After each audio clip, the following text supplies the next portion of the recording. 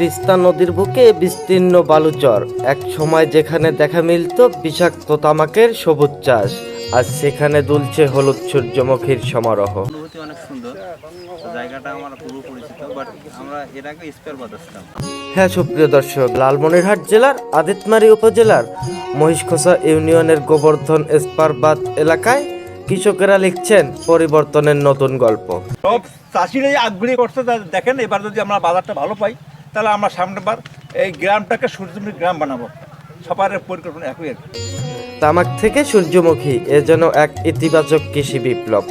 দীর্ঘদিন ধরে তামাক চাষে নির্ভরশীল ছিলেন স্থানীয় কৃষকেরা, কিন্তু অতিরিক্ত রাসায়নিক সার ও কীটনাশকের ব্যবহারে জমির উর্বরতা কমে যাওয়া, পরিবেশ দূষণ এবং স্বাস্থ্য ঝুঁকি সব মিলিয়ে তামাক হয়ে উঠেছিল এক নীরব বিপদ। অন্যদিকে সূর্যমুখী একটি পরিবেশ বান্ধব ও স্বাস্থ্যসম্মত ফসল। এই ফসল জমির ক্ষতি করে না, বরং ফসল ঘুরিয়ে চাষ করলে মাটির গুণাগুণ বজায় থাকে। তামাক যদি পরিহার করি এবং ভুট্টা, পাশাপাশি আলু, এইরকম সানফ্লাওয়ার, সূর্যমুখী ফুল চাষ করি, তাহলে দর্শনার্থীরা খুব মনে করেন যে এখানে আসে মজা পাবে এবং আমরাও চাষাবাদ করে আমরা লাভজনক আশা করতে চাই। বিশেষজ্ঞরা বলছেন সূর্যমুখীর শিকড় মাটির গভীর থেকে পুষ্টি উপাদান সংগ্রহ করে মাটির গঠন উন্নত করে। তামাকের তুলনায় সূর্যমুখী চাষে কম সার ও কীটনাশক প্রয়োজন হয়। বীজ ও প্রাথমিক সারের খরচ তুলনামূলক কম। মাত্র 90 থেকে 100 দিনের মধ্যেই ফসল ঘরে তোলা সম্ভব। ফলে বছরে একাধিক ফসল চাষের সুযোগ তৈরি হয়। তিস্তা নদীর চরের বালুময় মাটিতে সূর্যমুখী ভালো জন্মে। অল্প সেচেই গাছ বেড়ে ওঠে এবং ফলন দেয় আশানুরূপ।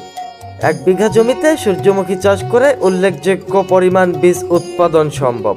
উৎপাদিত বীজ থেকে তেল নিষ্কাশন করা যায়, আর অবশিষ্ট খৈল পশুখাদ্য হিসেবে ব্যবহারযোগ্য। যেগুলোতে এখন তামাক হচ্ছে, এর পরবর্তীতে দেখা যাবে আসলে ভাই এগুলোতে আবার ভরপুর এই সূর্যমুখী চাষ হবে, এটা আশাবাদী আমরা। স্থানীয় বাজার ও তেলগুলোতে এর ভালো চাহিদা রয়েছে।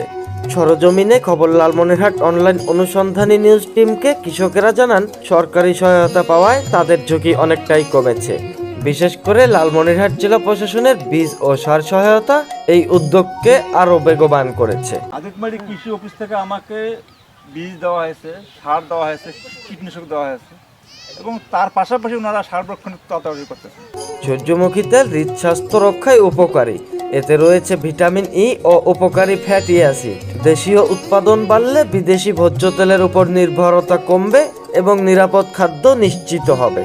সামাজিক ও পরিবেশগত প্রভাব, তামাকের ক্ষতিকর প্রভাব কমে স্বাস্থ্য ঝুঁকি হ্রাস পাচ্ছে, পরিবেশ দূষণ কমছে, কৃষকের আয় বৃদ্ধি পাচ্ছে, উন্নত হচ্ছে জীবনমান। তামাক বন্ধ করে জন্য এই সূর্যমুখী চাষ করার জন্য প্রশাসনকে অনুরোধ করব। চর অঞ্চলে তৈরি হচ্ছে নতুন কর্মসংস্থানের সুযোগ।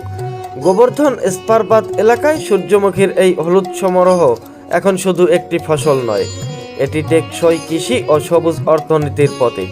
যদি সমবায় ভিত্তিক তেল প্রক্রিয়াজাতকরণ কেন্দ্র স্থাপন করা যায়, কৃষকদের প্রশিক্ষণ ও বাজার সংযোগ বাড়ানো হয় এবং সরকারি প্রণোদনা ও সহজে ঋণ সুবিধা নিশ্চিত করা হয়, তবে আদিতমারী চর অঞ্চল সূর্যমুখী উৎপাদনের একটি মডেল অঞ্চল হিসেবে গড়ে উঠতে পারে।